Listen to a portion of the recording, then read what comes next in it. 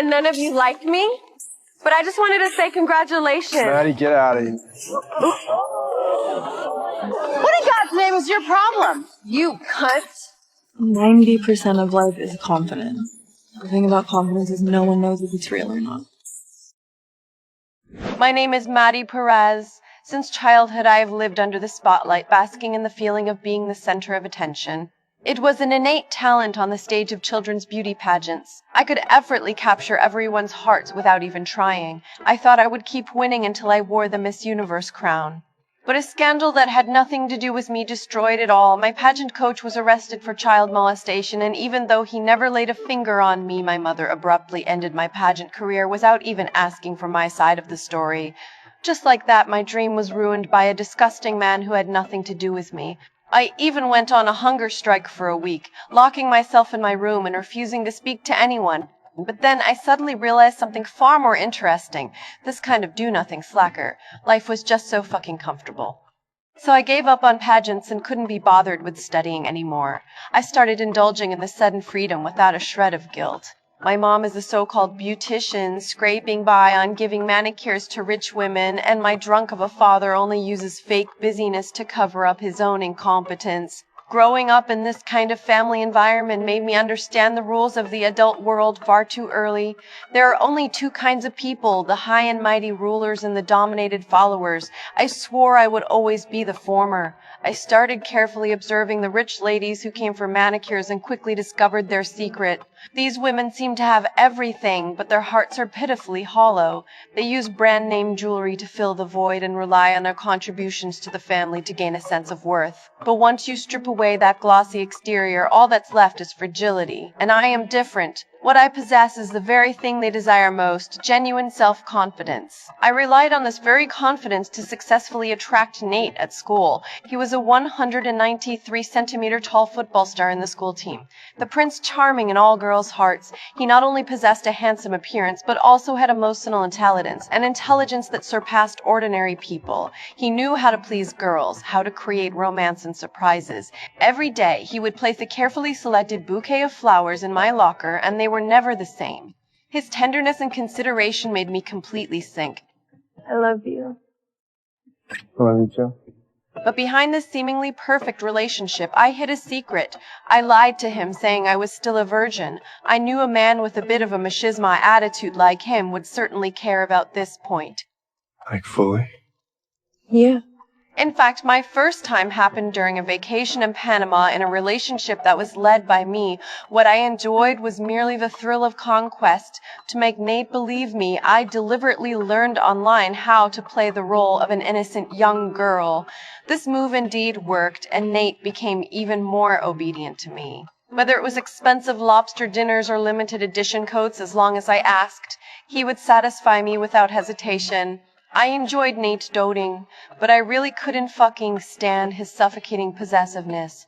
Human nature is always so greedy in relationships, so before the new semester started that summer, I broke up with him. To provoke him intensely and make him understand that I'm nobody's possession, I randomly hooked up with a guy named Tyler in the pool at the party, right in front of everyone. I just wanted to see him green with envy. Yeah, that's real classy, you fucking whore. Suck my dick. The next day, gossip about me and Tyler spread all over the school. To save face, I had to play dumb and tell everyone I was blackout drunk and remembered nothing at all. This is my standard move. My girl's got a master controlling the narrative to survive. Nate believed this too. He immediately went and stalked Tyler, broke into his place, and beat him half to death. I know in your eyes that's violence and insanity, but to me that's love. The feeling that there's only one person in the whole world who would risk everything for me makes me feel extremely secure. After getting back together with Nate, he was as gentle and considerate as always, but my intuition told me something was off that day. While he was showering at his place, I inexplicably picked up his phone. I scrolled through it for a long time, but found no flirty messages. Then I opened the photo gallery and my entire body froze. Task screen was filled with fucking bird-watching photos. My mind went completely blank. What is this? What does he want to do? Is he involved with men? Countless questions exploded in my head. I was so frightened that I made up a random excuse and left. My heart raced wildly the whole way home. The next day, while shopping with Kate, I couldn't hold it in anymore and asked her, "Is sexual orientation absolutely fixed?" She told me sexuality is fluid. Hearing that made me even more fucking panicked. Fucking hate this. Is this about Nate? No. That's super straight. It's not your dad? No. That would explain It's why not they're about fighting. any guy that I know. Nate, that ironclad straight guy who once beat a man half to death for me. Could it be that? He is, gay guy. On the night of the carnival, both Cassie and I were agitated because of our respective boyfriends. Drugs became our only escape. Driven by them, I became fearless. I walked straight to Nate's family's hot sauce stall, and in front of his parents and all his friends, I overturned that pot of award-winning hot sauce they were so proud of. I even hurled insults at his mother without thinking. In that moment, I felt an unprecedented relief, but the cost of that release was brutal. Nate dragged me aside. He pinned me hard against the wall. A hand suddenly clamped around my neck. Just when I thought I was about to stop breathing, he let go. Instead, I laughed. I teased him, asking about those dick pics in his phone. Care to explain? It's really fucking complicated. How many reasons could there be? I can't explain it to you right now. What does that mean? Look, I'm going through a lot of shit right now.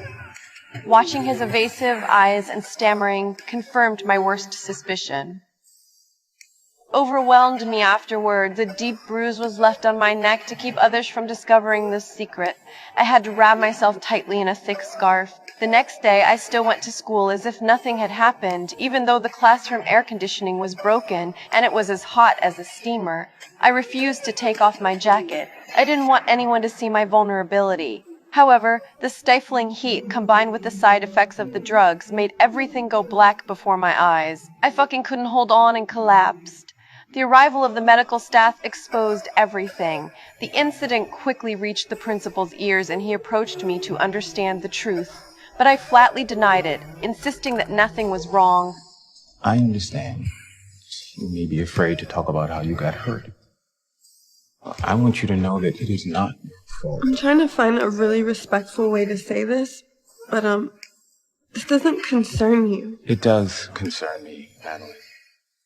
You're 17 years old. If I suspect that you're being abused, I'm mandated by law to report it. The principal didn't believe me and decided to investigate personally. In the end, the investigation led to Nate. Of course, he denied it too, pretending to be as innocent as a fucking lily. My parents were furious and threatened to sue him, but once again I chose to protect him.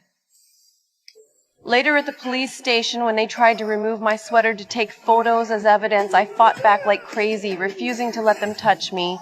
If you literally step any closer, I will fight you. Miss, this is procedure. I need you to remove your sweater now, and if you don't, we will remove it for you. Really, bitch? How?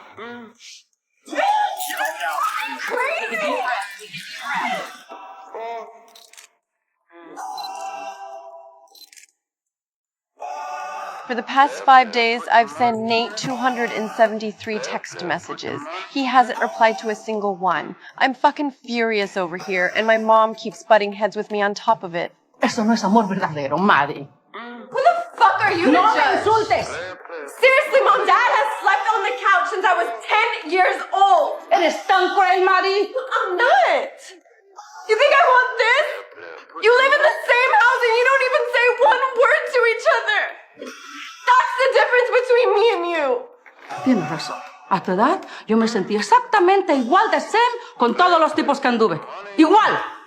Just as the situation reached a deadlock, Nate came up with a plan to get himself out. He shifted all the blame onto Tyler. He even threatened Jules to force her to give false testimony for him. And just like that, this fucking mess was temporarily put to rest. But the feelings between Nate and me could never return to how they were before. Just a few days before the winter ball, Nate and I tried to get intimate, but he simply couldn't perform. My anger instantly flared up and I started stomping all over his sore spots. He lunged at me like a rabid dog again, choking me and threatening me, deliberately bringing up those photos and his phone and putting on a know-it-all act, telling him, babe, sexuality is fluid. It's totally fine even if you're gay. Fucking guys, man. Sexuality is a spectrum. It's not like anyone's 100% straight or 100% gay. Oh, that is 100% bullshit. While he was out taking a breather, I accidentally found a disc tucked inside one of his books and slipped it into my bag without a second thought. Just as I was about to leave, Nate Chu, father, stopped me. With those disgusting, all-seeing eyes of his, he warned me to stay away from his precious son, looking at that hypocritical bastard. All I felt was disgust. Your whole family is so fucking weird. When I got home, I looked at the content inside the CD. Holy shit. He froze me solid all over again. Nate's dad is actually hooking up with Jules and had recorded this twisted stuff. In that instant, everything fucking clicked. I finally understood where Nate drew volatile psychopersonality came from. Just look at who he fucking inherited it from. At the ball, I did him the favor of sharing one last dance, then broke up with him. I really fucking hate you. You're abusive, psychopathic. Most of the time I really hate the way you make me feel. Meaning like we shouldn't be together. Dumping him wasn't an ending for me. It was a brand new beginning. From now on, I, Maddie Perez, am going to take fucking control of my own life.